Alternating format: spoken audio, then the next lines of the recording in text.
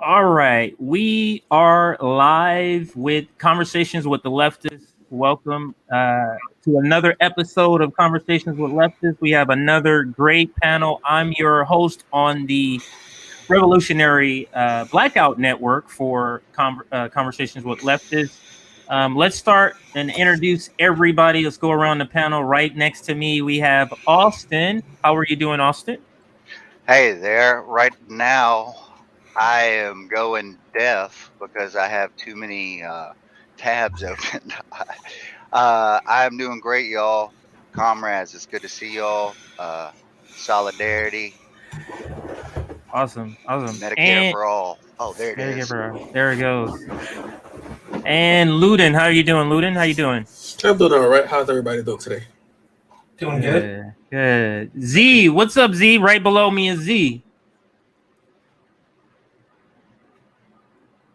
Can you hear me, Z? How you doing, Z? I think Z I think he froze. Oh, he's frozen. Oh, all right. So hopefully he'll get back in. The one with the red beret is Comrade K. How you doing, sir? I was doing great until I heard the news about Cuomo, and then I downed 5 shots of vodka right before this show. So I'm ready. Oh, always has a funny line. And then last but not least, we have Jason K. How are you doing, sir? I'm doing all right. A little poignant today because this is the last show on this network. I really like being on this network and participating in it. So, thank you very much, Jay. Absolutely. Our pleasure. Sorry about that. If somebody dropped off, he'll be at it right back. Right back on. So we're gonna jump right into the topic. So the two topics we wanted to talk about. The main topic, of course, is the Chris Cuomo suspension from CNN because of all of the things that he was doing behind the scenes to help his brother. But first, because I didn't have a show last week and I wanted to still kind of talk about this topic, I added this other topic, and that's the topic of Hillary Clinton's appearance on what is the Rachel Maddow show. So let me first play a clip of it to start this conversation. Here, I'm looking for it. Okay, here it goes. Now I'm going to play several clips of this interview because they're from Twitter. The clips are only 2 minutes and 20 seconds. That's why I have to play a couple of them. But this first one kind of talks about initially what we're going to be talking about here. So let me share screen. And okay, so here is that first clip. And let me just read the quote. I don't think that we are facing a crisis of democracy. I do think that we are facing a crisis of democracy, crisis of legitimacy. Hillary Clinton says on threats to democracy, the increasing ability to manipulate people through algorithms and other forms of artificial intelligence will only make this harder to combat.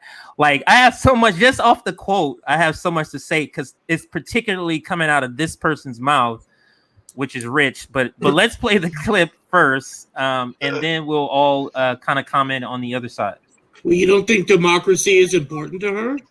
Exactly. So you already know what we're leading down towards. But let's play that clip and see what Hillary HRC says. Oh my God, she looks like a Disneyland puppet. I am very worried, concerned. I spent a lot of time thinking about exactly what Ann Applebaum and you and others are worried about and trying to point out, because I do think that we are facing a crisis of democracy, a crisis of legitimacy, a crisis that really goes to the heart of what the future of our country and many others around the world will be. So I spend my time trying to figure out what we can do about it. And I am not ever going to give up because there's just too much at stake.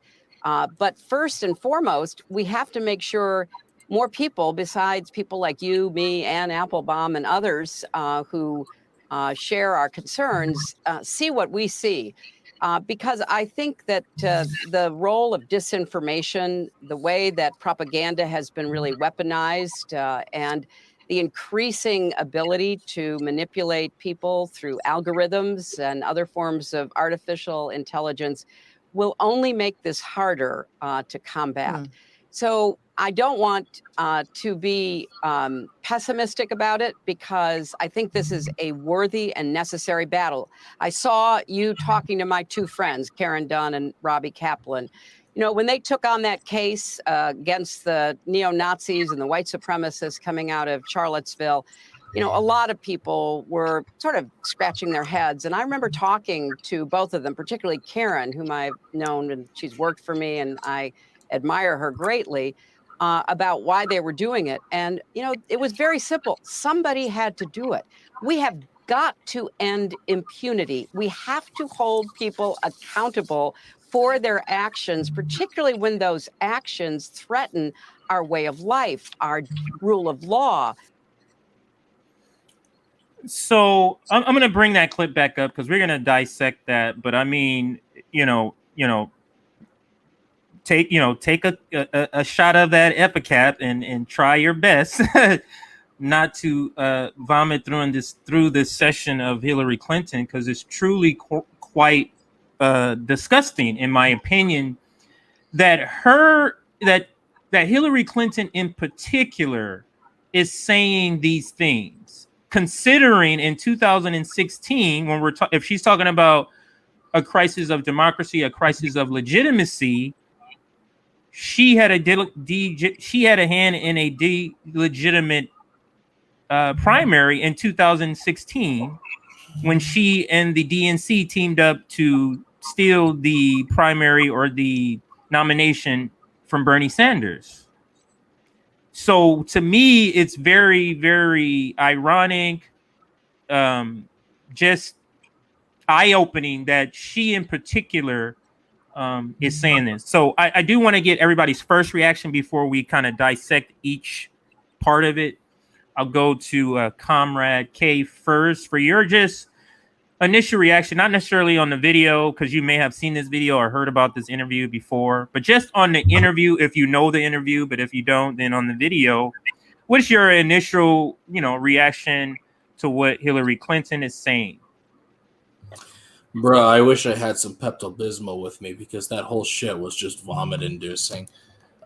Essentially, that, my God, I could go to the Cheesecake Factory right now and order the richest chocolate cake on their menu, and it would be less rich than every word coming out of her mouth. That was the biggest load of shit I've ever heard. Hats off to her for being officially a bigger hypocrite than she was last time she fucking spoke. She has no right to speak about this kind of shit. Yeah, like you said, she fucked with the primaries and pretty much drop-kicked Bernie Sanders using the media that she's criticizing here, the algorithms and shit like that, of the establishment that promote echo chambers, political echo chambers online for the sake of increased traffic so that advertisers can have more people to fucking cater to and shit like that.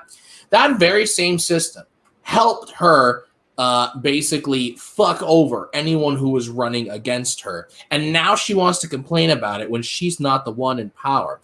The United States, here's the thing. I don't agree with her. I don't think you guys are facing a crisis of democracy, because you guys were never a democracy to begin with. You were a republic. Y'all are closer to the Roman Empire than you were to actual ancient Greek democracy. I'm half Greek, so I know what I'm talking about here. And another thing, it's so fucking rich that she can just keep up this facade of the U.S. Supposedly being the beacon of hope for democracy all over the world, and how we have a responsibility as Americans to uphold our democracy. Not only do you guys shit on your own democracy, you don't let anyone else fucking have fucking democratic elections whatsoever. America hasn't promoted democracy at all.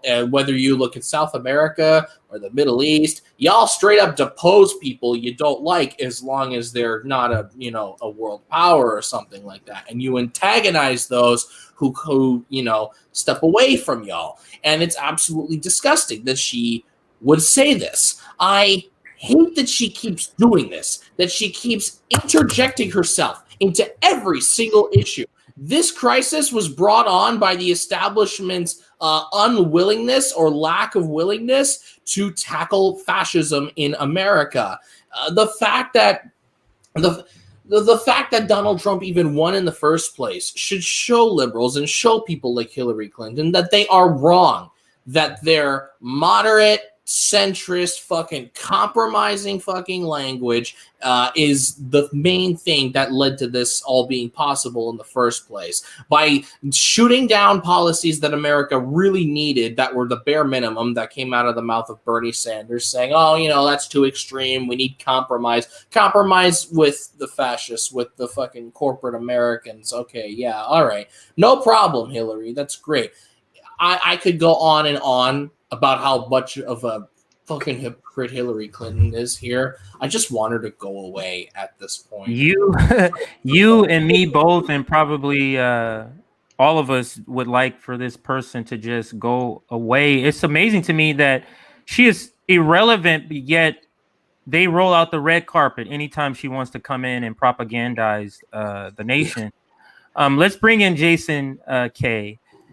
Same sort of question. Any part of that you want to comment on? If you've seen the full interview, if you want to comment on that, that's fine too. But what are your initial thoughts on Hillary Clinton? What she's saying in this clip?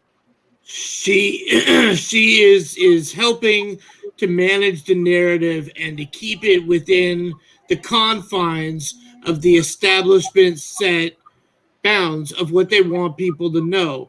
And we have lived through some historic evil shit, and she's right at the fucking heart of it. They cheated an election. They blamed it all on Russia.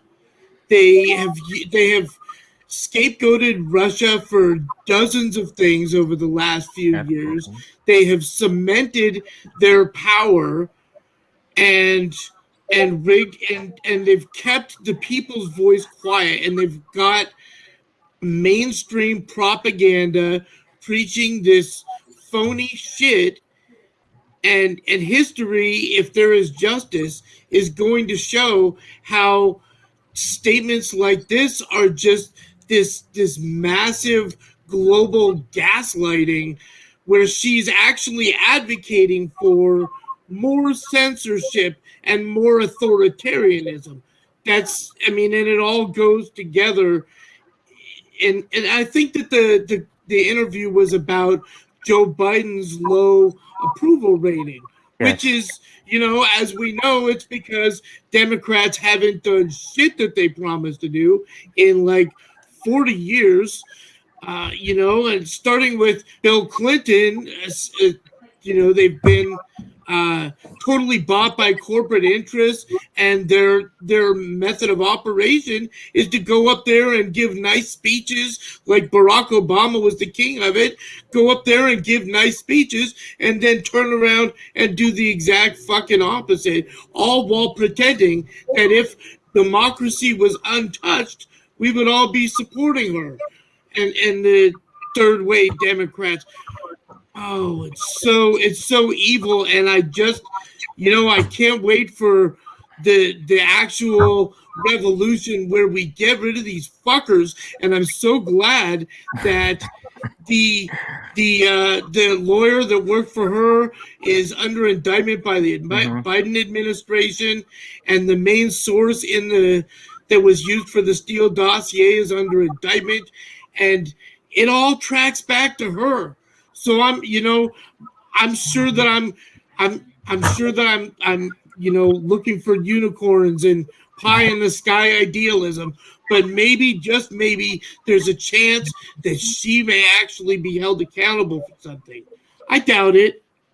She'll probably fake her own death and end up on a private island with Jeffrey Epstein, who probably also faked his own death, leaving Ghislaine Maxwell to suffer for his crimes. Not that she was innocent. But my God, I just can't wait till the end of the book. And I know it's going to get worse before it gets better. Yeah. But it's so painful to watch that shit and to know that tens of millions of people believe this shit and think that I'm the crazy one. Right. Right. And that's what's so frustrating with propaganda in general, but in particular, the propaganda around Hillary Clinton and how she is somehow looked at as some sort of like, I don't know, legend of the Democratic Party. I guess to them, she is a legend to the Democratic Party. There goes Z is back with us. Glad to see you back, Z. But let's now go to... My parents are still with her. My dad has a fucking button that says, I still trust her with the Hillary age. I'm like, oh my God.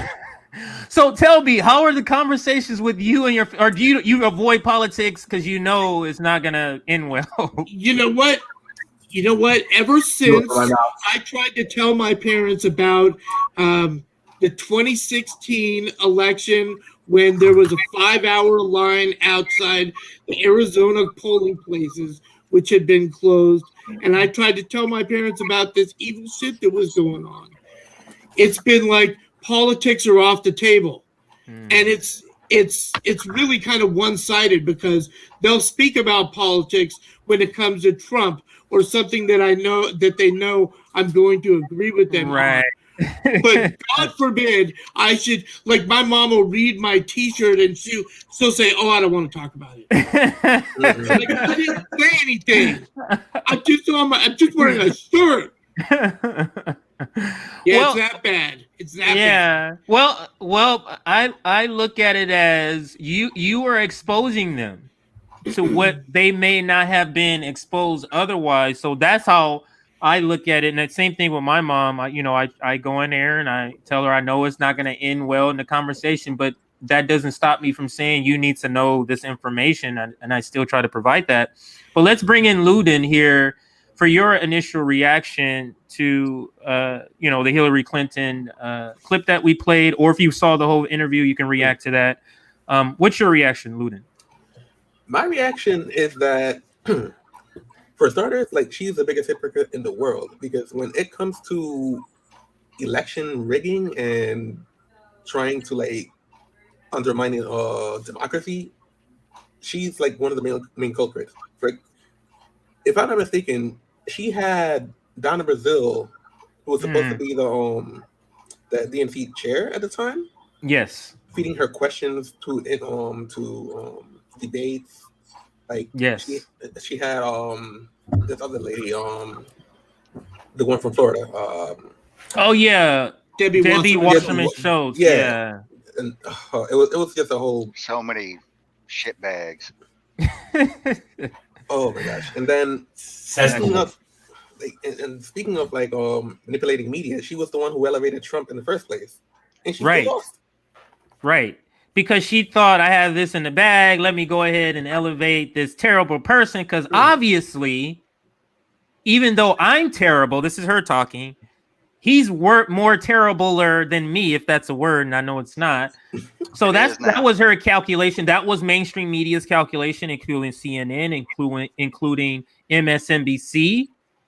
So, and now they're trying to blame, during his presidency, they didn't want to blame his presidency on the racist Trump voters, when they're the ones who propped him up. They're the ones who had him on there 24/7, thinking that if they put this clown in the nomination, Hillary Clinton would be able to walk into the White House, which she did not, because she's terrible, more terribler, I guess, in that instance, than Donald Trump. But let's bring in Austin. Austin, what are your thoughts about the same thing?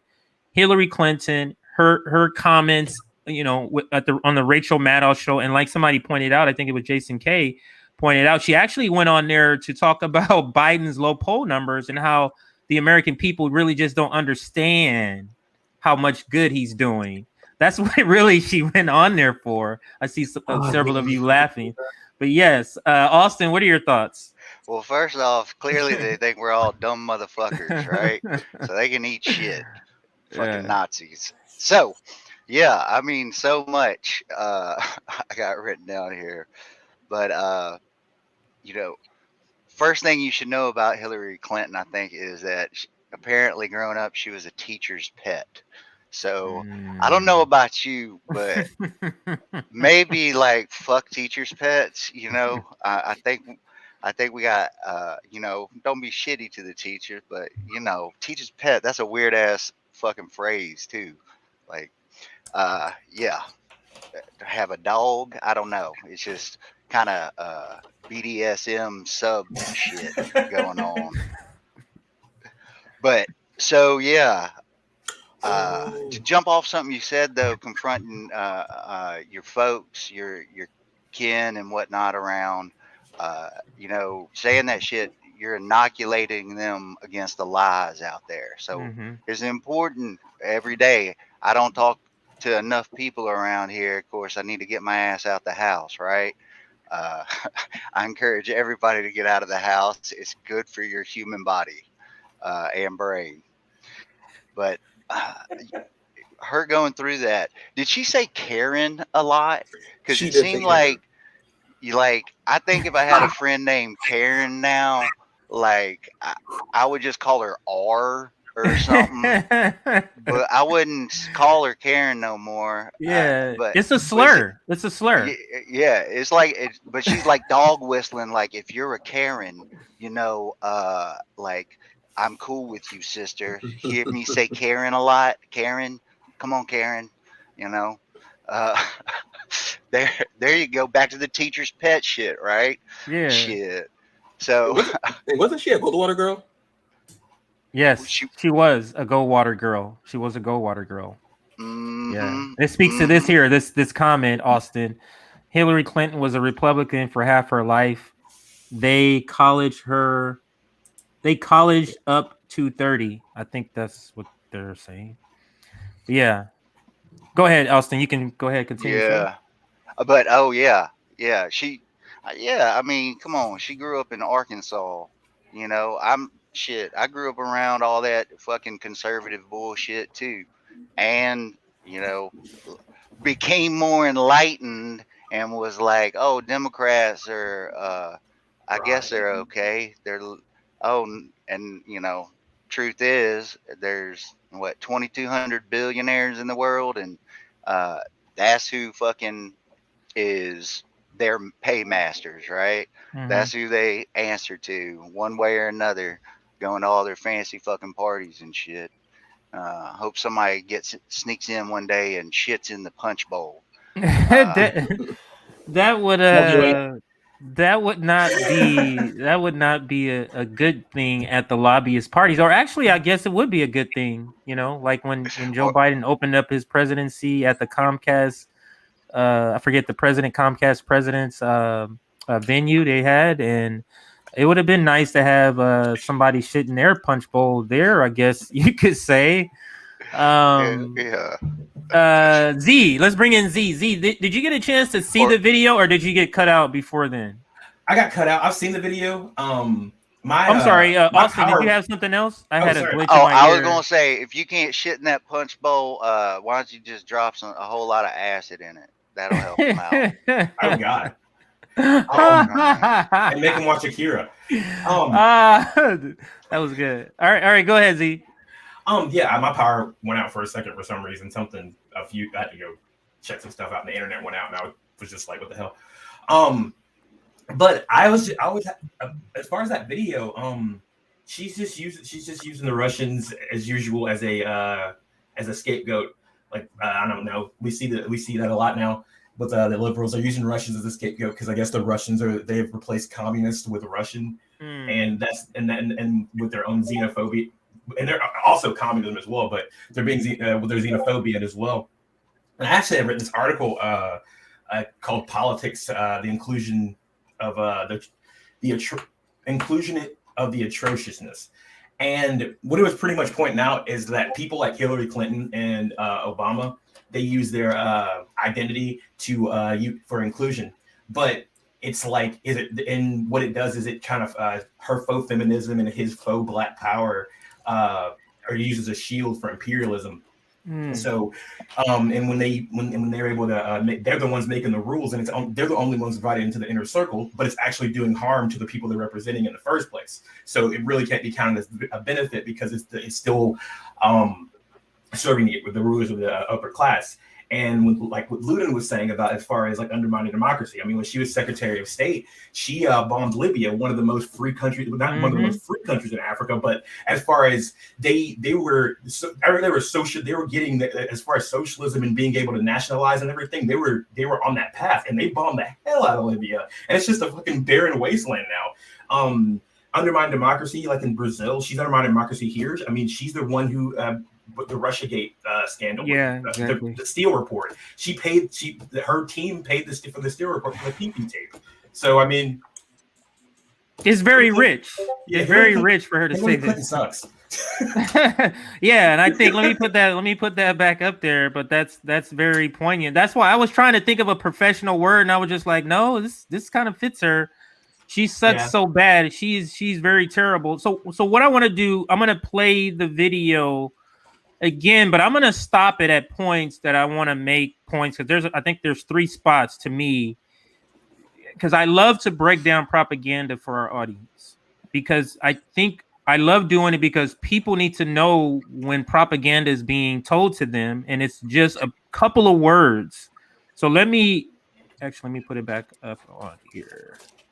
And I'm going to play this again with a couple of stops here. So let's go. Well, Rachel, I am very worried, concerned. I spent a lot of time thinking about exactly what Anne Applebaum and you and others are worried. Anne Applebaum is terrible. And Rachel Maddow has been in court where the judges says nobody really believes what you're saying is fact. This is entertainment. So that's who Hillary Clinton is pointing to as some sort of look at these people are doing it. One terrible DNC operative, and then Rachel Maddow, a propagandist. Somebody wanted to chime in. Go ahead. I thought I heard somebody say something. I'll chime in. I mean, she's already just coming in just with all the bullshit, no facts, just vibes. Exactly. And then let's listen to a little more of what she says here. Worried about and trying to point out, because I do think that we are facing a crisis of democracy, a crisis of legitimacy. Now, when she says crisis of democracy, understand who she's talking to. Maybe I'm just throwing this out there. Because if she's talking to the elite, there is a crisis of democracy if they can't control the narrative anymore because of the internet, because of social media, because of YouTube, because of all these podcasters. It is a crisis of democracy, meaning people are waking up to our sham. So it's a crisis in our sham democracy. So that's how I read that. And let's play a little more of it, and then I'll let a couple of you comment if you have a few more comments here.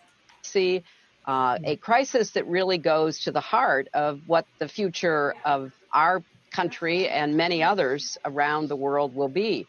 So I spend my time trying to figure out what we can do about it. And I am not ever going to give up because there's just too much at stake. But first and foremost, we have to make sure more people, besides people like you, me, Anne Applebaum, and others who share our concerns, see what we see around the world will be. Okay. I'm going to ask you to do this exercise with me. Listen to this, but listen to it as if you're an oligarch. So pretend she's speaking to a room of Michael Bloomberg's, Bill Gates. Listen to it from that perspective. You tell me who she's talking to. Regular people or those people? Of what the future of our you and others are worried about and trying to point out, because I do think that we are facing a crisis of democracy. The we are the oligarch. Remember that. A crisis of legitimacy, a crisis that really goes to the heart of what the future of our country and many others around the world will be. So I spend my time trying to figure out what we can do about it. And I am not ever going to give up because there's just too much at stake. She's talking to the oligarch. I'm not ever going to give up on trying to figure out on how to keep interfering with these elections so that we win. That's how I'm reading. That's how I'm reading this. First and foremost, we have to make sure more people, besides people like you, me, Ann Applebaum, and others who share our concerns, see what we see. That's the key thing I've been wanting to play, is that, and again, pretend as if she's talking to the oligarch. So people like you, oligarch, people like you and me, another oligarch, or Rachel Maddow, one of our propagandists, see what we see. That's key. See what we see. The average person might be thinking, you mean you know the secret truth? No, see the propaganda that they see. That's how I take it. Let me let this finish out, and then I'm going to get everybody's comments on what I'm saying. I know we already commented on the video, but just my take on what she's saying. Because I think that the role of disinformation, the way that propaganda has been really weaponized, and the increasing ability to manipulate people through algorithms and other forms of artificial intelligence will only make this harder to combat. So that, if for those who don't know, she's talking about Russiagate when she's talking about manipulate the algorithms. So I don't want to be pessimistic about it, because I think this is a worthy and necessary battle. I saw you talking to my two friends, Karen Dunn and Robbie Kaplan. You know, when they took on that case against the neo-Nazis and the white supremacists. So here's another part I wanted to stop. So this is the other second important point I wanted to bring up. When you're talking propaganda, it's key to interject people like experts. These are experts say it to give the propaganda more legitimacy. Now listen to what she's saying here. Against the neo-Nazis and the white supremacists coming. She's interjecting, conflating neo-Nazism, neo-Nazis, what she's just saying. So what she's doing is she's adding negativity to what she's saying to associate misinformation, these people who are talking against Democrats, with Nazis. You get what I'm saying? This is a key tool that propagandists use. You interject an expert, or you interject and compare somebody so vile that no one could clearly say, oh, anything against the propaganda that you're speaking about. So this is what I call a skilled propagandist, because a skilled propagandist is very, very subtle in their propaganda, and it's all in the words they're selecting and the placement of those words. I know I keep saying it, but there's 20 seconds left. Let's let it finish. Coming out of Charlottesville, you know, a lot of people were sort of scratching their heads. And I remember talking to both of them, particularly Karen, whom I've known, and she's worked for me, and I admire her greatly, about why they were doing it. And, you know, it was very simple. Somebody had to do it. We have got to end impunity. We have to hold people accountable for their actions, particularly when those actions threaten our way of life, our rule of law. I'm going to replay that last few seconds. Now, think back to the 2016 election or primary when she says this last part. I admire her greatly about why they were doing it. And, you know, it was very simple. Somebody had to do it. We have got to end impunity. We have to hold people accountable. We have to hold people accountable for their actions, particularly when those actions threaten our way of life. Electing our president is our way of life. Getting a nomination is our way of life. Our rule of law. Rigging an election goes to rule of law. So I wanted to sort of give everybody a window on how I look at videos and what I do to break them down word by word, line by line. Because I think it's very, very important when we're talking about propaganda, which is the thing that's keeping everybody in the place that we are in. So, again, I'm going to bring in Jason K here first. You heard how I kind of dissected this short video. So this question goes to propaganda, and in particular the propaganda that Hillary Clinton comes out, because Hillary Clinton is the face of election interference for the Democratic Party. Anytime they want to come out and say election interference, election something, it's Hillary Clinton's job to be rolled out. So, my question to you is,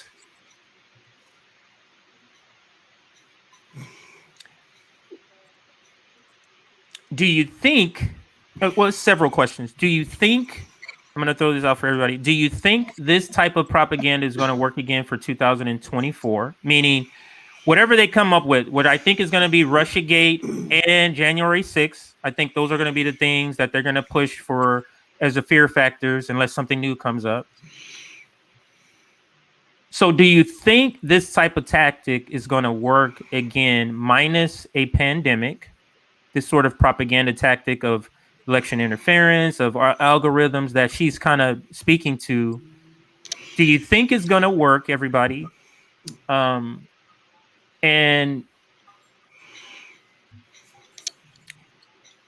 if it doesn't work in 2024, if a Republican is elected, so their fear-mongering doesn't work, do you think they're finally going to learn and make changes? So that's the first two starter questions. I'm going to let Jason K start us here, but and any other comment that you want to add about the video and about me breaking down that video, please do so. Jason K, you're up first. Okay, so I thought she sounded like she was talking to that 20% of America, the really propagandized liberals, and she was fear mongering. The Russians came and they got us, and we have to keep them from doing this again. I mean, that was my take on it. Do I think this will work? So in 2024, I predict that the Republican nominee, whether it is Mike Pompeo or Trump again, or Tom Cotton or Marco Rubio or whatever evil psychopath they put up,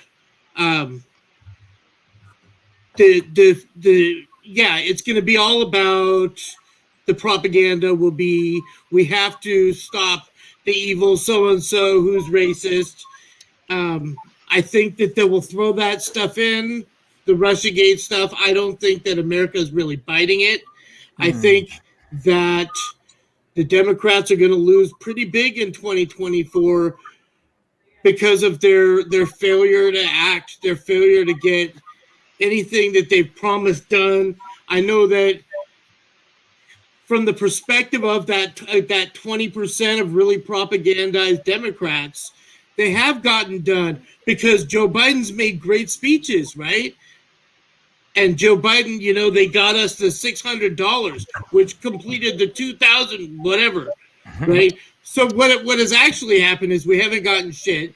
Joe Biden's worked his hardest to keep us from getting as little as possible, but because the vaccines became available just as the Trump administration was ending, the way that COVID is gone is, they're going to frame it as Joe Biden is has handled COVID this so much better than Trump.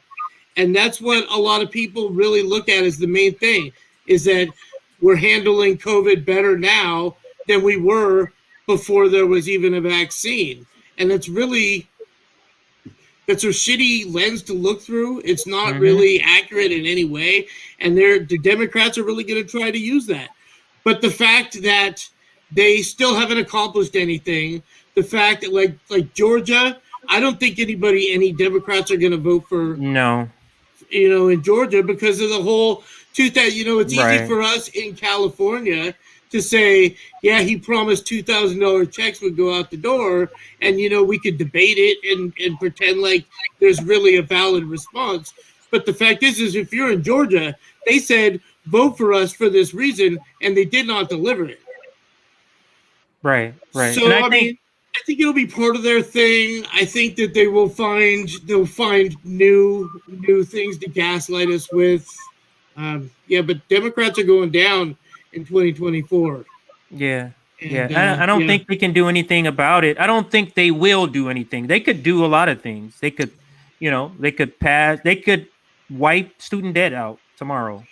They can do that. They could pass Medicare for all. They can pass a national health care, whatever you like, whether Medicare for all or national health care. They could do a lot of things. They can raise the national minimum wage to $12. I would prefer $28 or more, but raising it to $12 would help some people in some parts of our country. They could do little things like that they simply refuse to do. Let's bring in Z, then Austin. Z, same sort of question. You heard the breakdown that I gave about her that little clip, but the broader question is, do you think this tactic, whether it's Russiagate or fear tactic, fear mongering about something, Russiagate or January 6th, do you think it's going to work? And if it doesn't work, do you think the Democrats will pivot, will do something different moving forward? Because it will be like they lost once to Trump with this fear factor, didn't work. And now they lost again to said Republican with a fear factoring not working. Do you think they're going to give that up? So Z, any of that you can answer, or if you had any other thoughts that popped in your head about this topic, go ahead. Yeah, well, first off, the only thing that she loses sleep about is the fact that she lost to Donald Trump at night, and that's why that's one of the reasons she's doing what she's doing, because she still knows she's never going to be president and nobody likes her, and she has to do stupid shit like this to try to get people to pay attention to her still. And another thing I think that we have to stop doing is that the liberals, like they call themselves the left when they're actually the mild right, and their job is to destroy anything left of themselves and to pretty much just let the far right roll over them in the Republican Party. And I feel that if one thing that they're just not going to do anything that helps their benefit, because what they're trying to do is just fundraise. They don't care about what the actual voters care about. They're just trying to fundraise. I think the DNC is like one of the best fundraiser in the United States. They just they know how to fundraise, and I think that's what it all comes down to. They don't really care. This is all lip service. I think that also that Hillary Clinton, as far as her and what they're going to try to push next time, I think that it'll be between them trying to fearmonger over Ethiopia and possibly China and Russia. I think they're when you say Ethiopia, for those that don't know what's happening, why do you say it will be Ethiopia? Well, I think in what's going on in Eritrea with the war going on a little bit down there in the social where the far right movement were trying to prop up in Ethiopia and trying to take down their government and whatnot. And also at the same time, their ambassador they just signed into the Belt and Road Initiative as well. And I think that's another reason why we're trying to get into Ethiopia as well. And not to mention that last year on Juneteenth, we got Juneteenth, but we also on the same day the Supreme Court ruled that slavery was legal in Africa, and a lot of our Nestle, and a lot of our chocolate comes from Ethiopia as well. So I think that's and I think we're gonna be in a battle for a lot of these resources are starting to come up for question because we're starting to lose a lot of our resources and they're starting to shift elsewhere. And I think that's another reason. And I'm gonna stop right there. No, that's good. That's good. Let's go to Austin. I'll ask the questions first. Do you think this fear mongering that the Democratic Party is going to do, and you saw in the clip, Hillary Clinton is already starting that now. Do you think it's gonna? Do you think it's gonna work? And if it doesn't work, do you think the Democratic Party will do anything to change their way of operation? Austin. So, will that work? I mean, they're obviously going to use that as part of their overall strategy, and something to consider is that, like, fear mongering on China is a unifying thing between various stripes of liberals, conservatives, whatever the fuck you want to call them, dumb motherfuckers. So, with that, I think that what they're going to try to do is keep riding some more out on this painful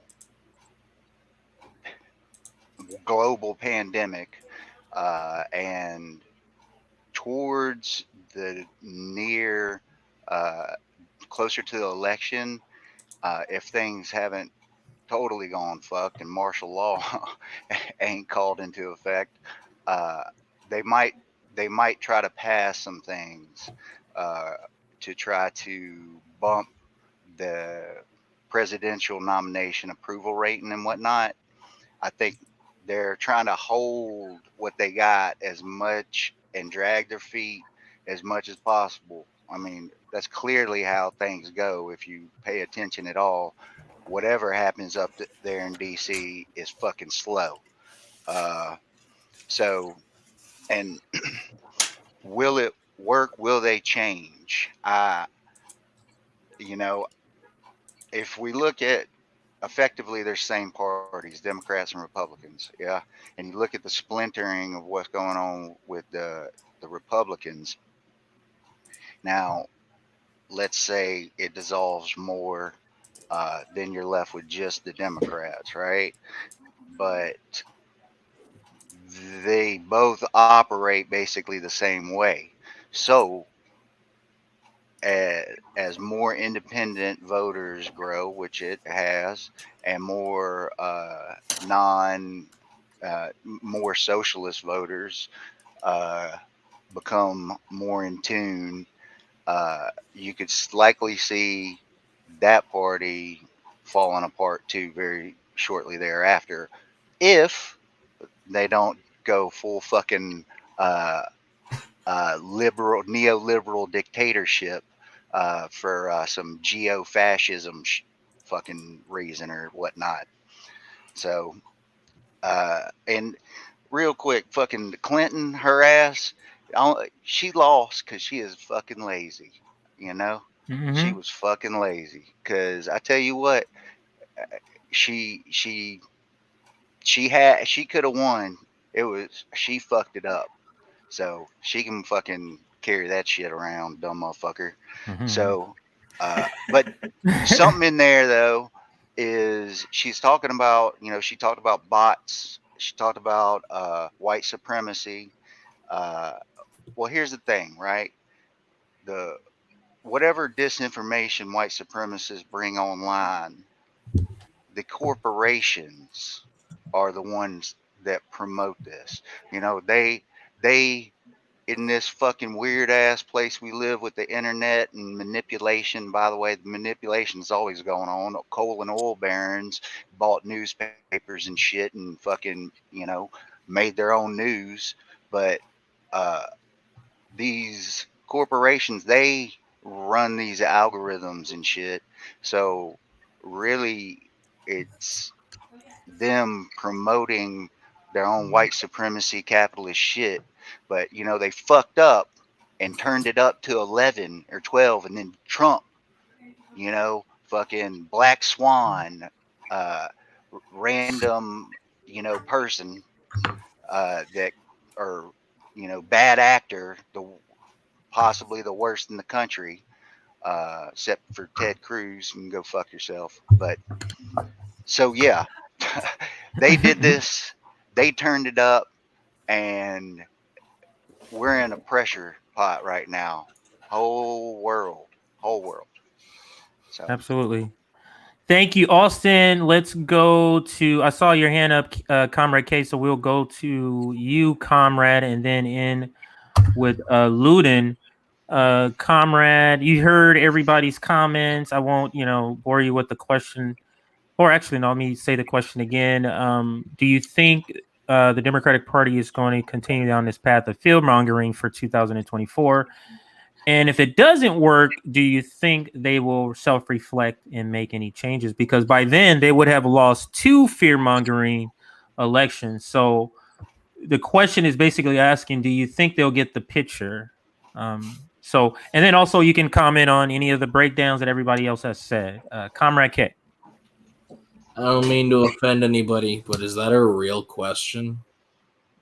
It is. No, I don't mean to shit on you. Obviously, it is. No, I understand what you're saying. Like, obviously, the question is we know the answer, but we're just playing it out for everybody to hear. But obviously, we know the answer. Yes. Like, come on, bro. Like the Democrats getting the picture and actually becoming what they need to be to save America.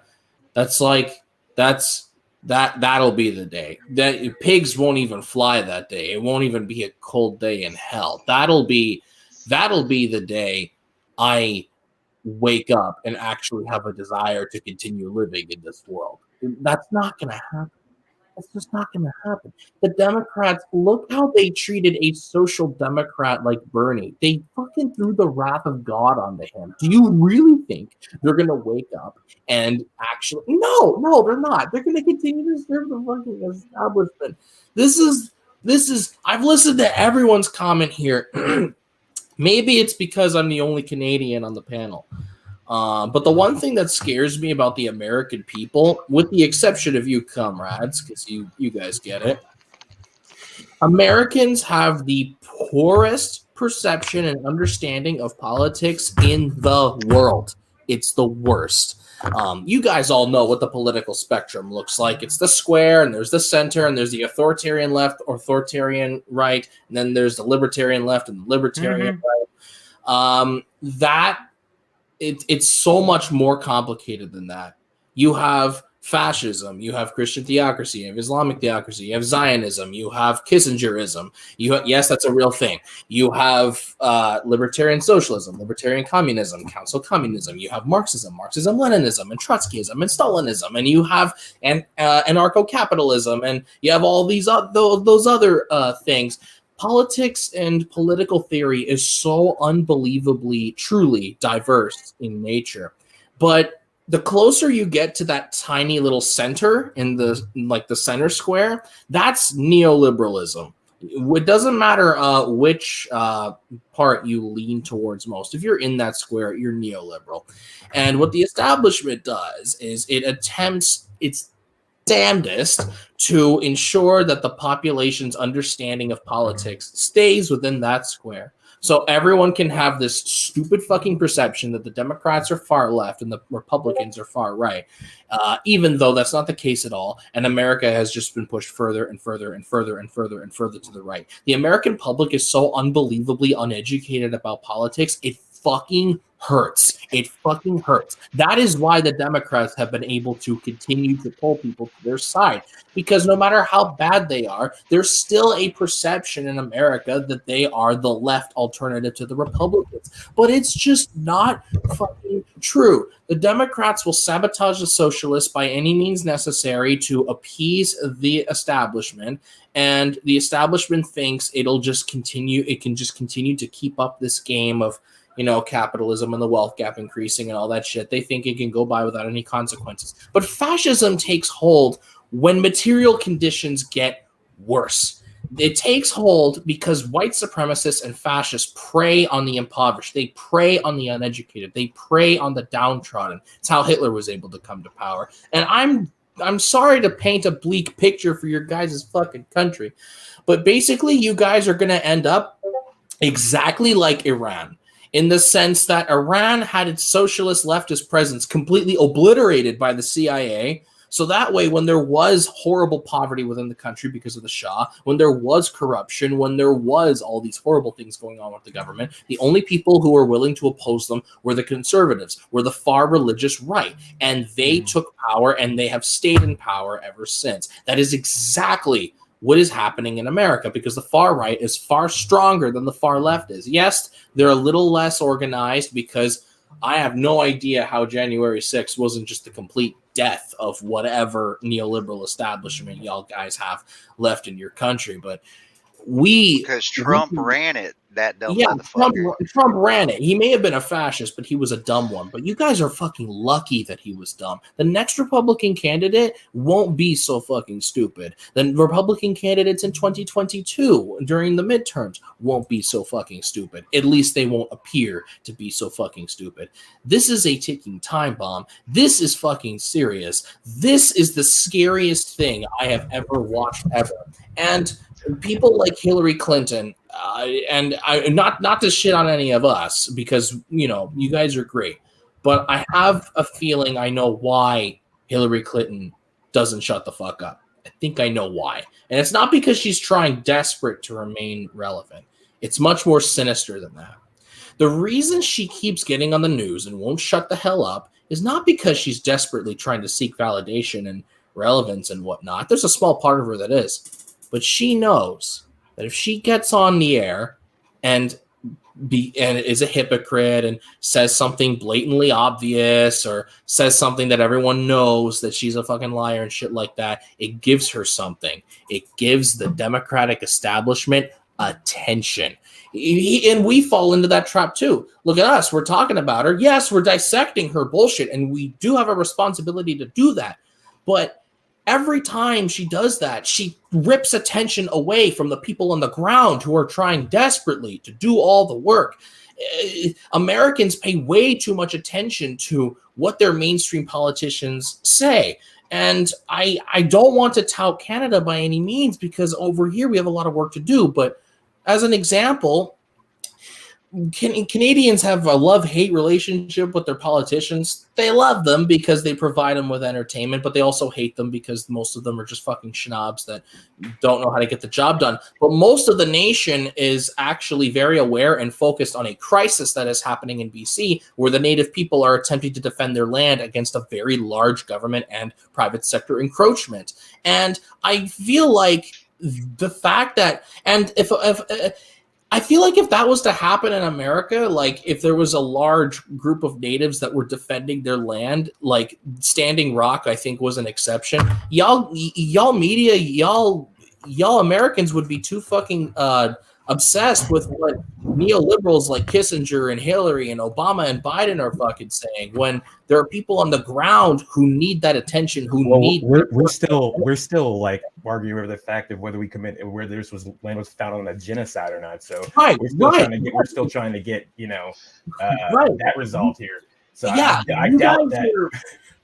You guys, if I am to sum you guys up in a meme, you guys are the Internet Explorer of political theory. You guys are like, your nation, the majority of your nation is so far behind in terms of being educated about political theory.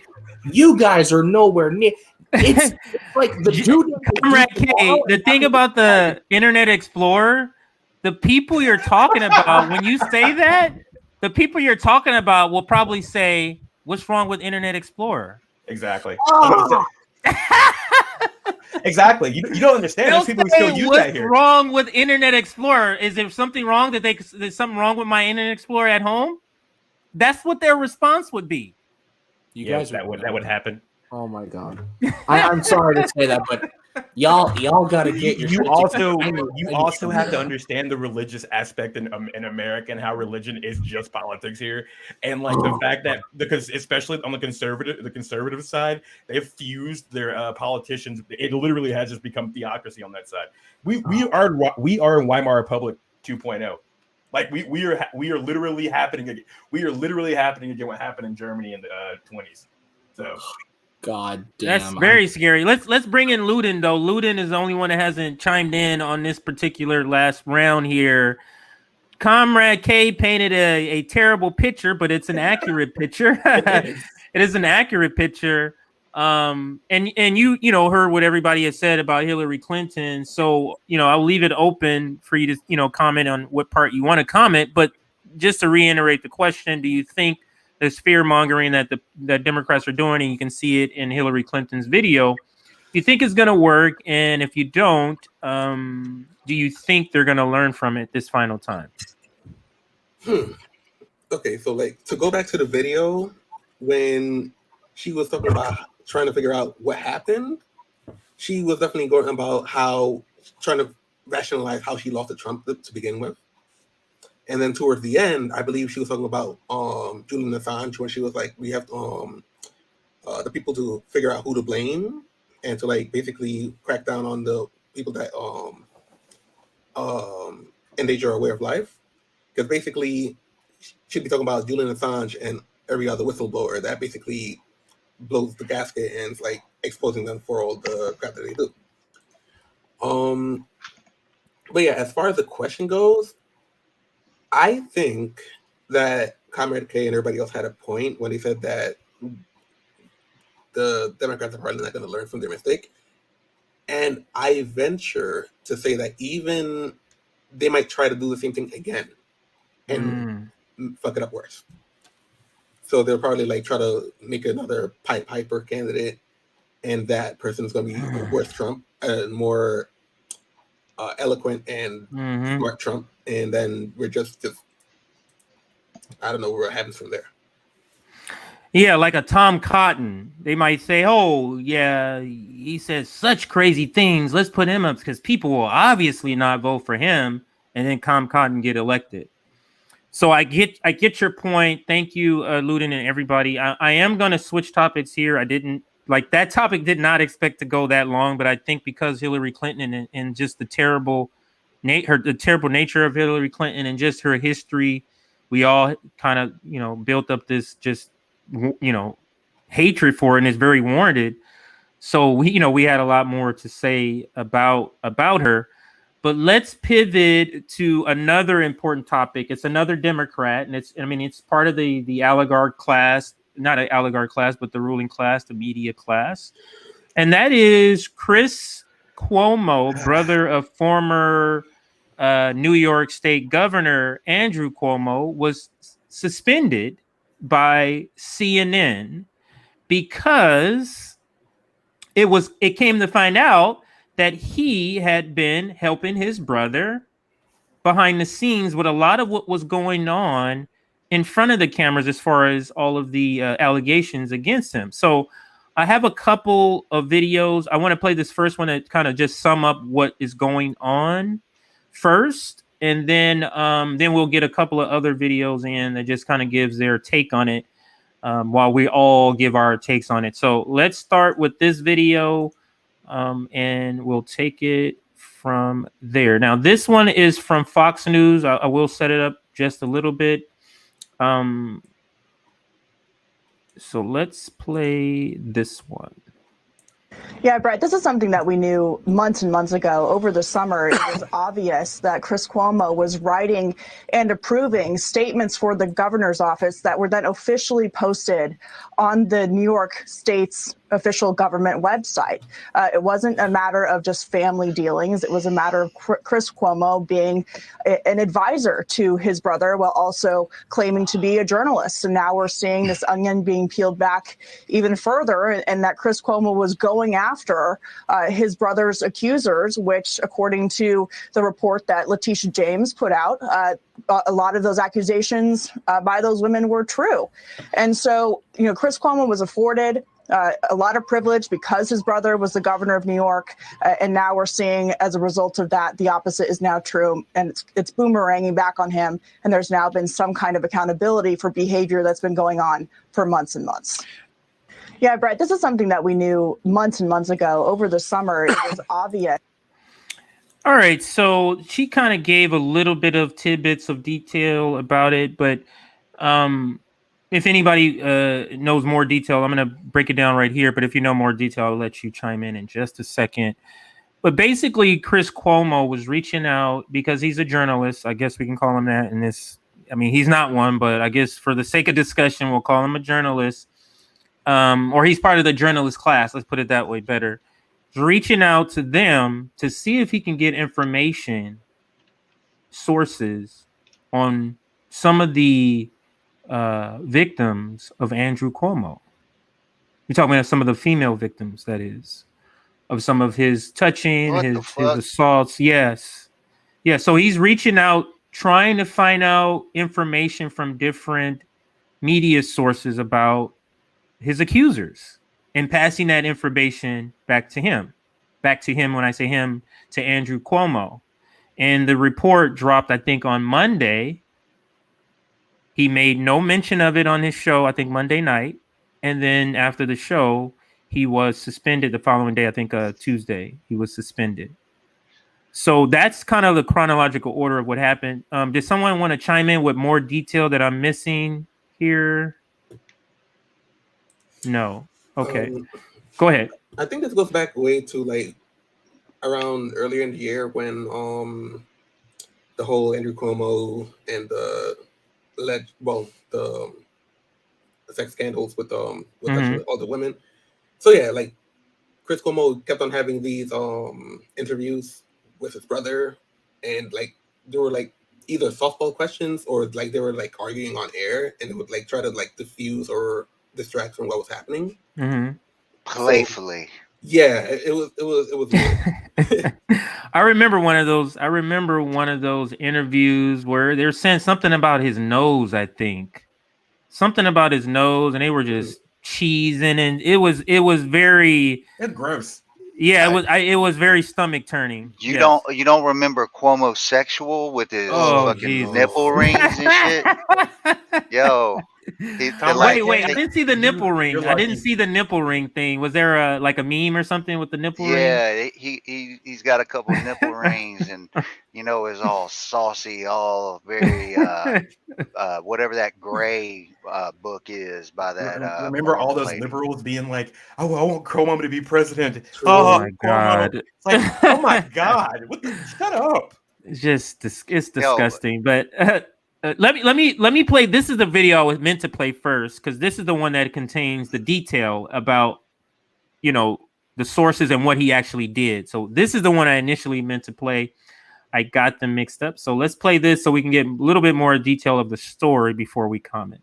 There's some breaking news that is just coming in tonight. CNN anchor Chris Cuomo has been suspended indefinitely, pending an investigation into his involvement in the defense of his brother, then New York Governor Andrew Cuomo. Andrew Cuomo was forced to resign because of multiple sexual misconduct allegations, and Cuomo's suspension comes a day after explosive documents released by New York's Attorney General revealed he was more involved than previously known. In a statement tonight, CNN says his involvement raises serious questions. There's some breaking news that is just coming. Yeah, so that was a little bit more detail. And all of us have. If you've been on Twitter, you've seen the story. I've seen Cuomo Sexual maybe 20 times in the last 24 hours, a lot more than I want to. So let's bring in Z first, and then we'll go to since Comrade K has his hand up first, let's go to Comrade K, and then we'll go to Z. Just to get your. Not on anything specific, but the story. You heard the short breakdown there. What do you think about this whole situation with Chris Cuomo? It's not surprising at all what he was doing. I think all of us kind of not necessarily felt he was reaching out to journalists, but felt like he wasn't on the up and up when it's coming to his brother and being on air. A lot of us, I know I did, thought he should have been off air a long time ago, never on air. He's not really a journalist, in my opinion. Right. So Comrade K, I'll let you take the first stab at it. What do you say about this story, about the details? Chris Cuomo, Andrew Cuomo, these two Cuomo brothers are just, I mean, their father were beloved. Their father was beloved in New York. I'm not saying by me, but beloved in New York. And these two sons are just terrible. So Comrade K. It's it's really fucking ironic because I remember that Chris Cuomo got really pissed off at somebody who was more of a reactionary, but this guy came up to him and called him Fredo from the Godfather trilogy. You know, a trilogy where the father was very beloved, but the sons were all terrible. And I couldn't help but think of that. This whole Cuomo shit seemed fucking off all the way from the start. I remember before the sex scandal even happened, everyone and their mother in the liberal mainstream was sucking Cuomo's dick. Not in that way, but like, you know, everyone was like, oh, because he was issuing like, you know, these mandates and locking down New York and trying to do the bare minimum to keep people safe in America. And he was actually killing all people. Right. Yeah. As some kind of hero for telling people to do the bare minimum, like wash your hands and wear a mask and shut down New York. And then it came out that people were dying in the nursing homes at an exponential rate, and he did everything in his power to try to cover that up. Then the sex scandal happened, right? And we all found, and then he tried to make the excuse of like, guys, I'm not a sexual predator. I'm just Italian. I've been around quite a few Italians in my life. I have never been sexually assaulted whenever I've been greeted by said Italians. And Chris Italians should be mad at that. Italians should be mad at that. Like you're trying to act like our culture has anything to do with your sexual predatorness. Yeah. I know it's not a word. Mamma mia, this shit is bonkers. Like this is horrific. This is horrific. And Chris Cuomo being involved, I kind of suspected that from the start. Yeah. I heard him from day one being like, I'm just a brother. I'm like, no, you're not. I mean, yeah, you are, but no, you're not. You're doing something. There's no way that you have spent this long in the entertainment industry and in the media, and you're not giving your brother some kind of help from behind the scenes. Advice my ass. Like, you're not giving him advice. You're telling him exactly what to say because you always know exactly what to say, Mr. Cuomo. You know exactly what to say. It's absolutely fucking hilarious. And it's horrible that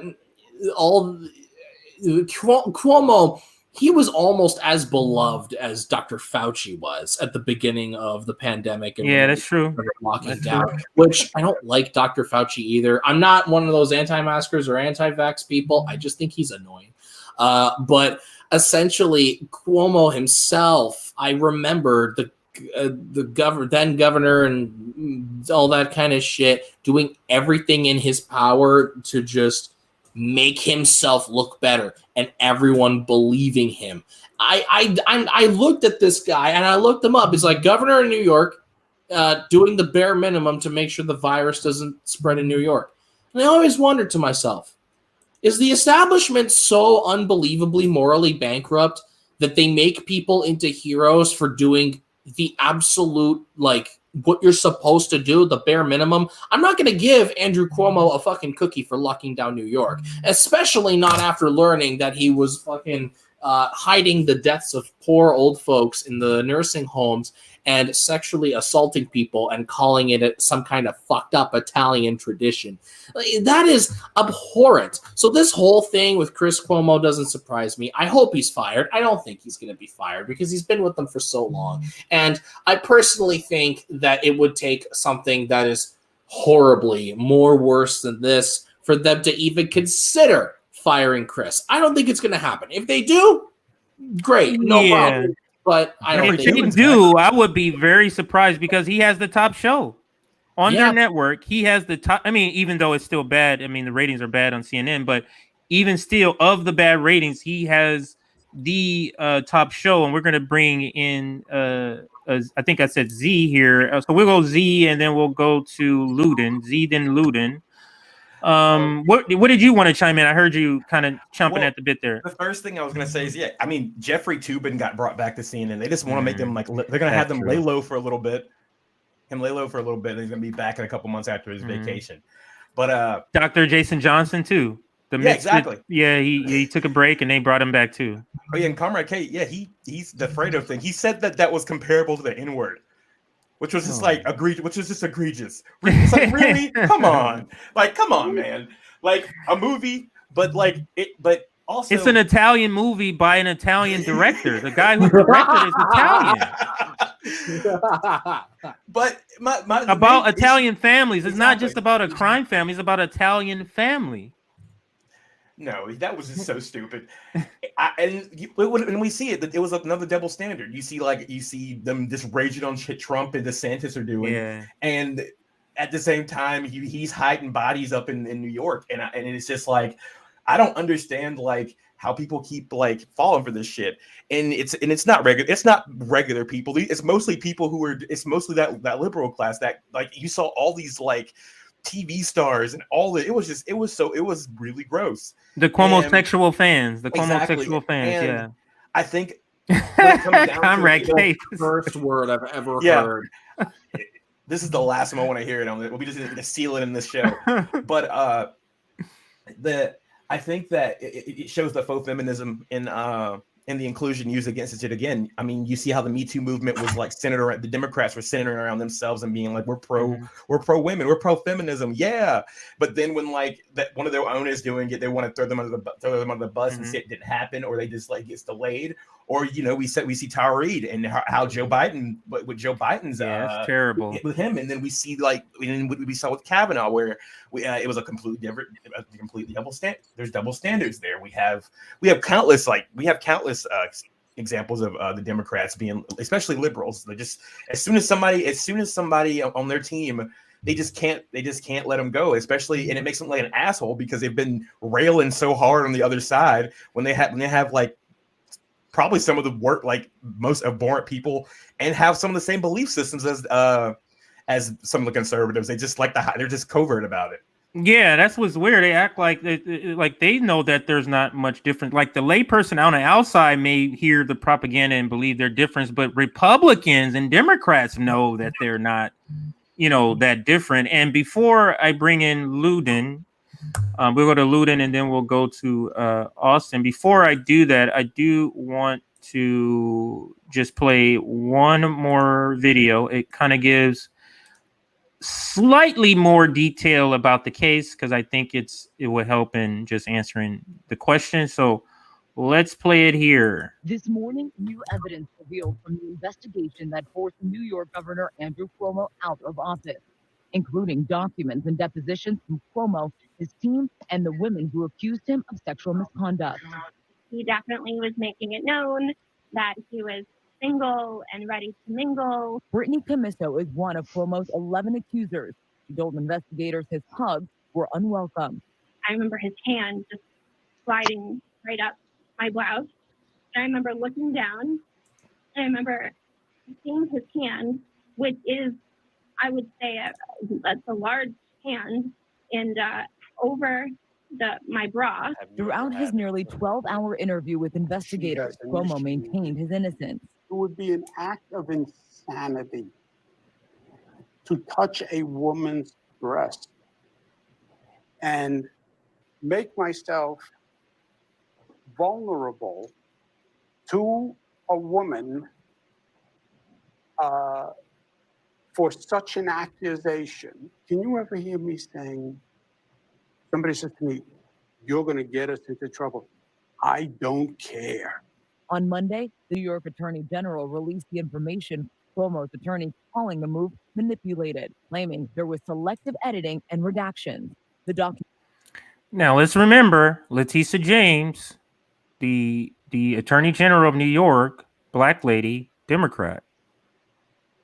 Let's remember that when they're saying this, somehow, this is a hit job on him.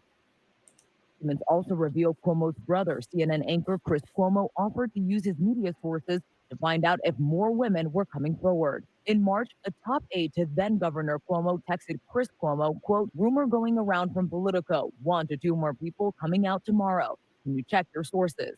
4 minutes later, Cuomo responded, on it. Chris Cuomo previously acknowledged it was a mistake to act as his brother's unofficial advisor. CNN Monday said the newly revealed documents, quote, deserve a thorough review. On a show last night, Cuomo did not address the evidence, instead beginning with this message. And I hope Thanksgiving was a reminder for everybody of the good people and the good things in your life. Lord knows we could use the help, right? The former governor is due in court in January on a misdemeanor charge of forcible touching. Yeah, those are two terrible brothers, just terrible brothers. So you hear the more detail about. Go ahead, Z. Go ahead. As somebody who has little brothers or have brothers, if I found out my brother did some shit like that, he would get his fucking ass beat hardcore. There's no reason. I'm not going to be protecting a sexual predator. I don't care if it's my brother or not. This is bullshit. Like it makes me mad. Like that is a great point, because you're protecting your brother if your brother's in danger, but protecting your brother when your brother did these awful things. That's a different, that's psychopathic. It's so bizarre. So, but you heard the detail of the text, and that was a specific text where he's communicating about reaching out to people. He's on it. The girl says, I hear that there's going to be more people coming out. So when we hear it, people already know this shit is coming out days before we hear it. And he says, I'm on it. He's going to reach out to his sources. So yeah. So let's go ahead and bring in Luden and then Austin. Luden, I just wanted to add that video in there so we can have that extra detail, but you heard what everybody is saying. What are your thoughts on this whole situation here? Well, the first thing is that it was journalistic malpractice for him to have his brother on CNN like that to begin with, so he should have been fired from then. Mm-hmm. But it's a little bit more personal for me because my grandmother was in a nursing home when the whole situation was happening, so I'm glad that nothing happened and she dodged that bullet. So it's a lot. Wait, so you said your grandmother was in a nursing home, but nothing happened to her? Yeah. So she was part of the group who this person named Andrew Cuomo passed and signed a law to where families who lost loved ones because of this can't even sue these organizations, these companies. Mm-hmm. Just terrible. Go ahead, Lewin, and finish your thoughts, sir. But refresh the question for me. Oh, the question, the broader question was just, you see what's happening with Andrew Cuomo. You see what's happening with Chris Cuomo, and what, you know what I mean? Like him trying to cover this up, help his brother out of this situation, while at the same time supposedly is a journalist, supposedly is unbiased, is supposedly the face. Like if you're reporting news, you're the face of truth for people. Yeah, so for this news to come out, what are your thoughts on that, Luda? Yeah, like I said, I was taking a journalism class, and that's one of the more important lessons that you learn. You're supposed to be unbiased and be as you said, the arbiter of truth. You're not supposed to show some kind of favoritism at all. Mm-hmm. That's just not what you do as a journalist. And as you said before, you couldn't really consider Chris Cuomo as a journalist because he's just wishy-washy altogether. I agree. He always seems like I said this before. Chris Cuomo always seems like he's auditioning to be an anchor. Like he seems like he's always trying to be over the top. With his, the story could be about a cat, and he's just, the way he's describing it, just so over the top. But I did see in the chat, somebody said that Chris Cuomo has put out a statement. So I'm searching to see if I can put it up for you while we're still streaming. So if I do see it, I will put that up. Who do we? I think we are to Austin and then Jason K. Austin, same thing. What's your take on Cuomo-sexuals, and what's your take on Chris Cuomo covering up the Cuomo-sexual? So, Austin. Oh, thank you for making me spit up in my mouth a little bit, hearing that again. I'm listening to all this, and I'm thinking about this sexual harassment stuff, and I'm thinking about my mom. Yeah. So I decided to take a little listen to a little bit about this is the Cuomo kids. There's 5 of them. Their mother had 5 of them, 2 brothers. The 2 of them we're talking about. So when she was a kid, she tried to register for school, right?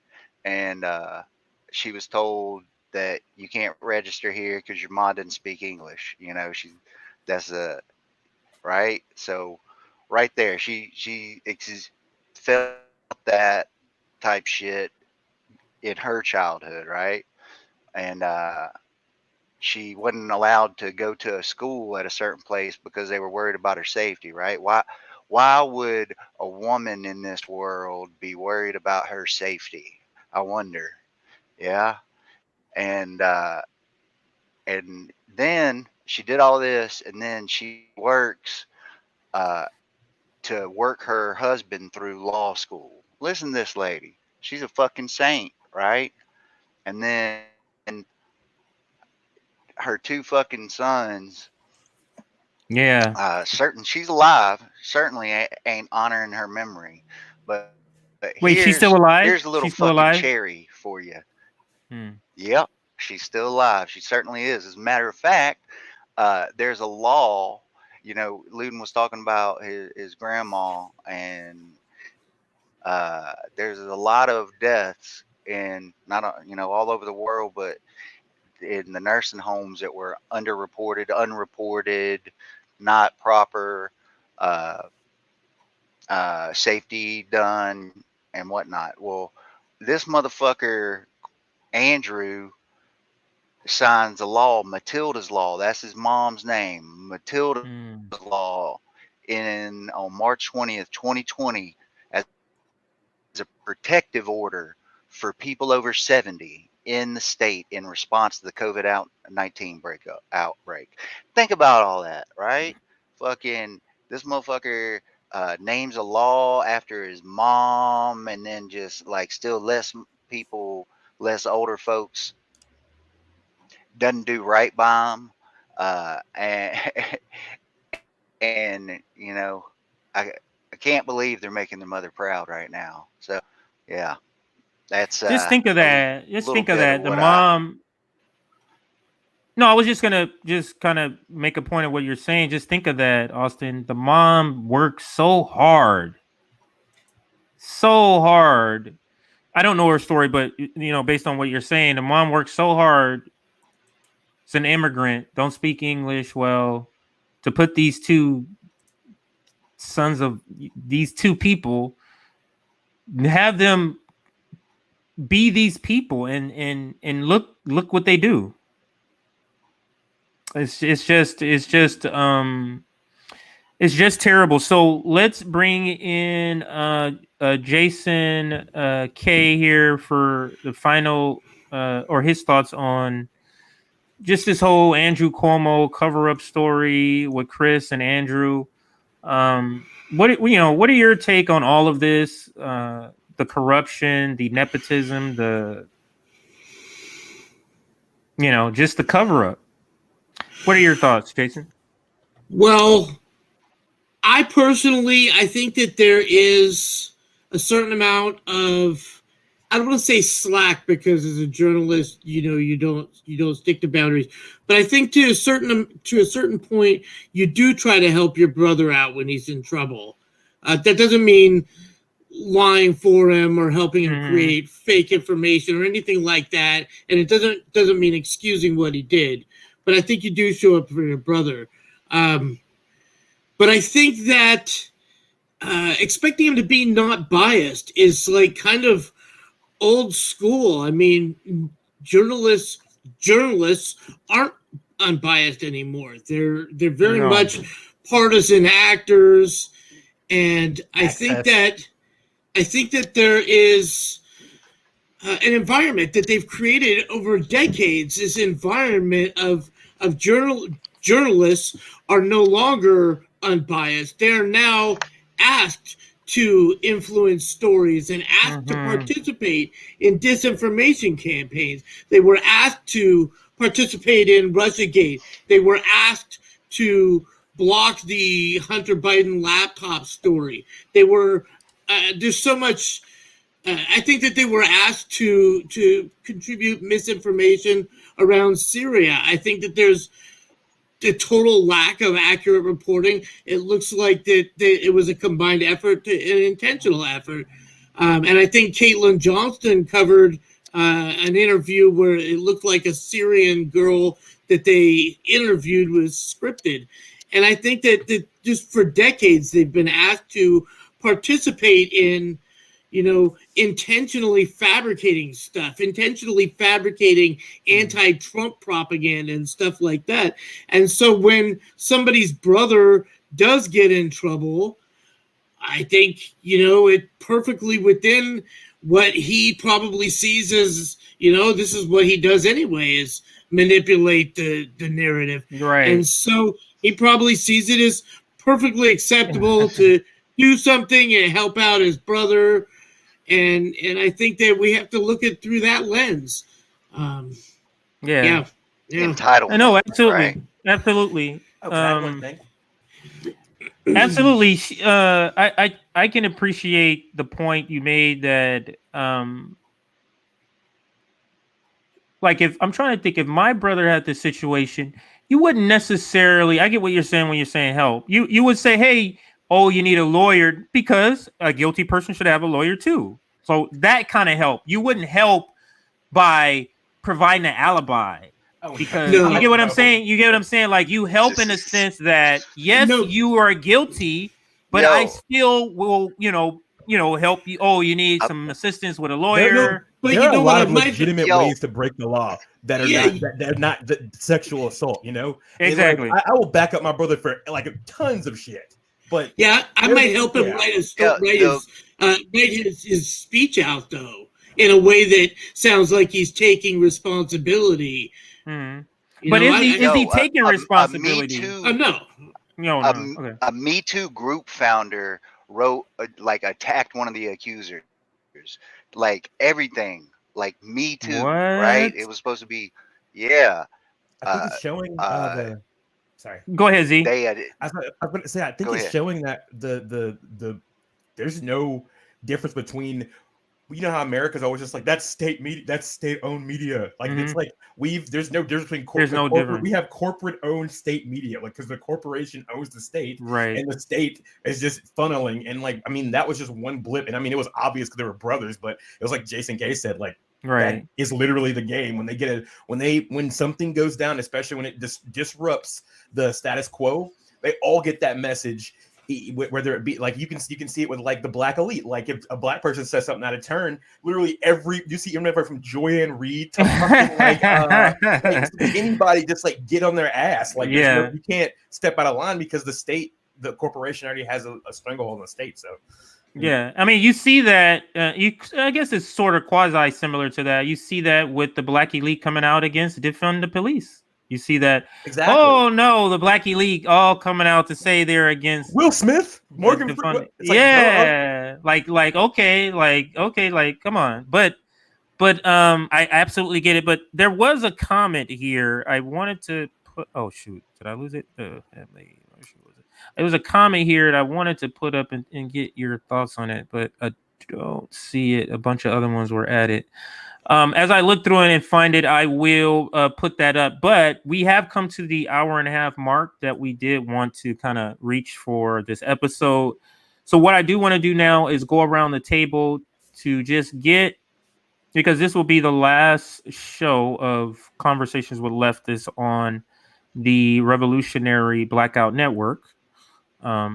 Before we were alternating on this network one week and then on the Populist Voice Network the alternating week. But beginning next week, it will just be on the Populist Voice Network. And I think all of you have a show there. So I'll give you a chance to shout out what you got coming up and also your show. We will start with Comrade K. Comrade K, what do you have coming up? What, tell us about your show. When is it, the time? Comrade K. Thank you very much. My show, formerly known as Comrade's Log, which is now called Devil's Advocate. God, I gotta change the name again at some point in the future. It is on every single Saturday at 5:30.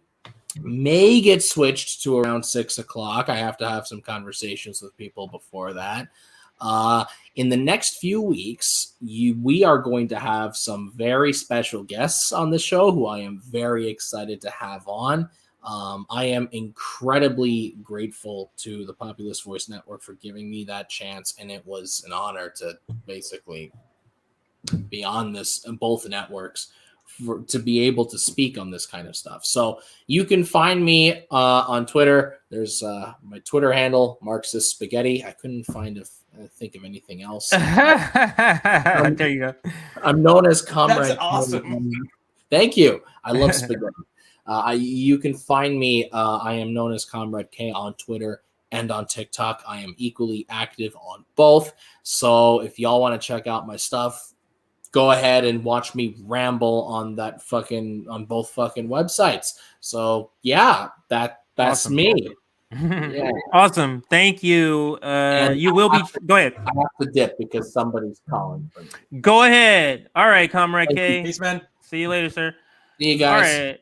Let's now go to Austin. Austin, what do you have coming up? When is your show on the Populist Voice, day and time? So yeah, it's professional lapses. I always mess that up. Professional lapses Sunday, 7 Eastern.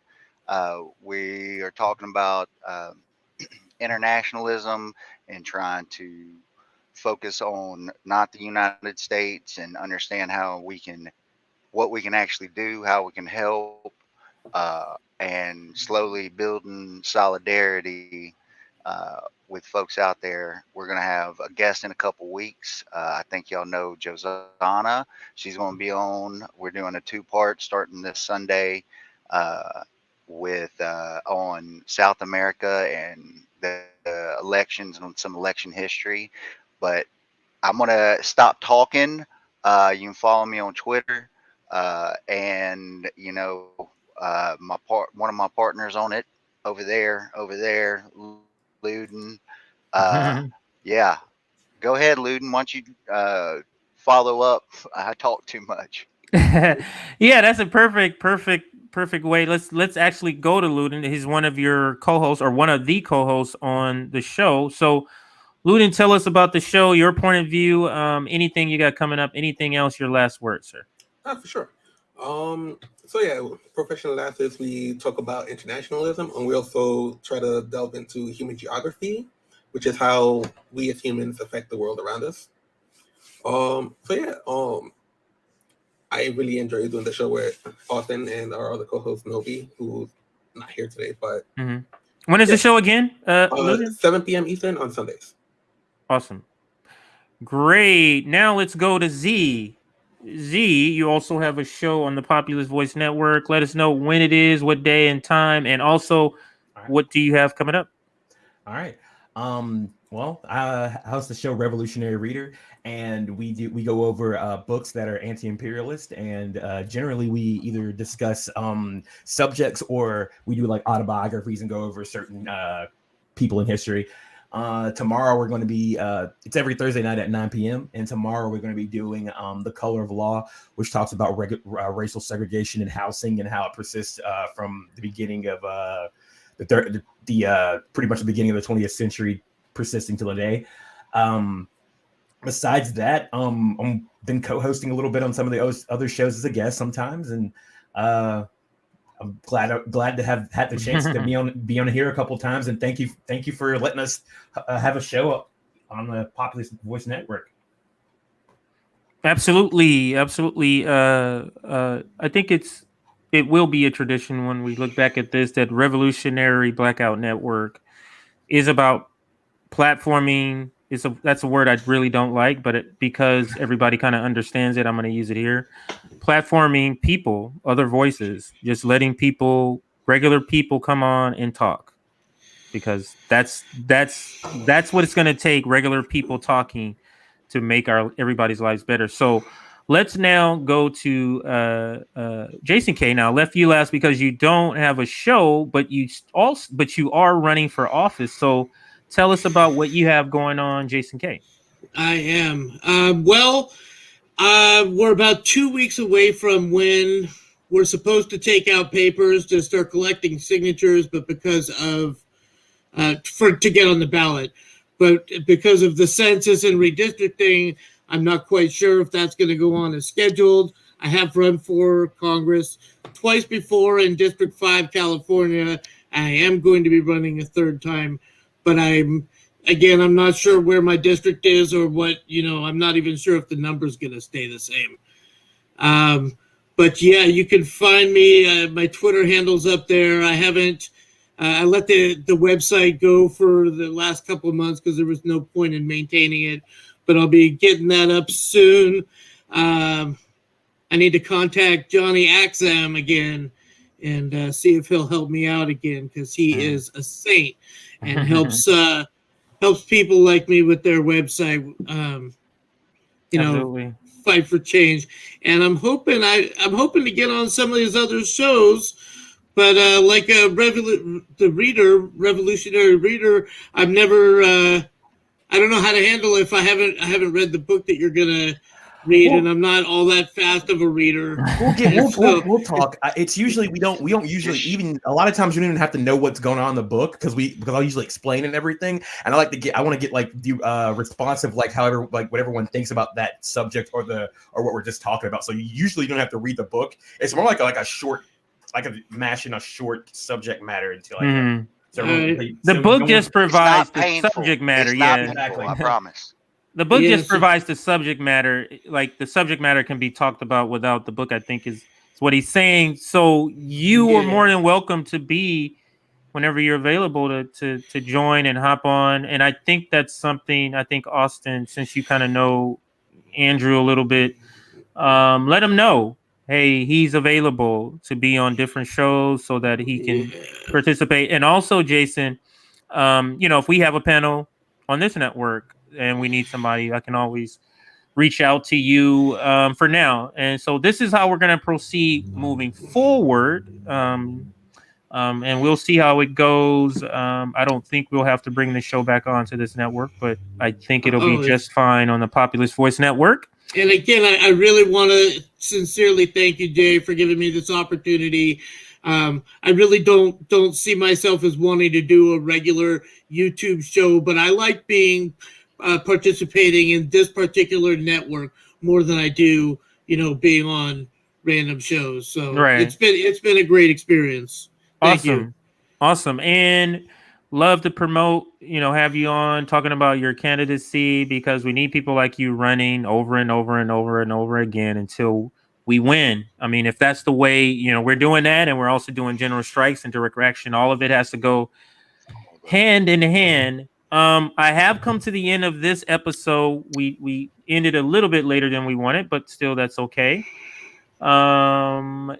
I will be back on at 8 o'clock in about 45 minutes. We're talking about, I think you say her name, Ghislaine. Is that it? Ghislaine Maxwell. Yeah. We'll be talking. We'll be talking about the Ghislaine Maxwell case, but a little bit different because we'll be talking more about her father, and a lot of people don't know her father was known as a spy in Israel. Connections to the CIA, and I'm gonna have Garland. I'm gonna play a clip from Garland Nixon. Family tradition. Garland. I'm gonna play. Really I'm gonna play a clip from Garland Nixon where he breaks down that it's a family business, the CIA, and that he believes this was actually an operation going down.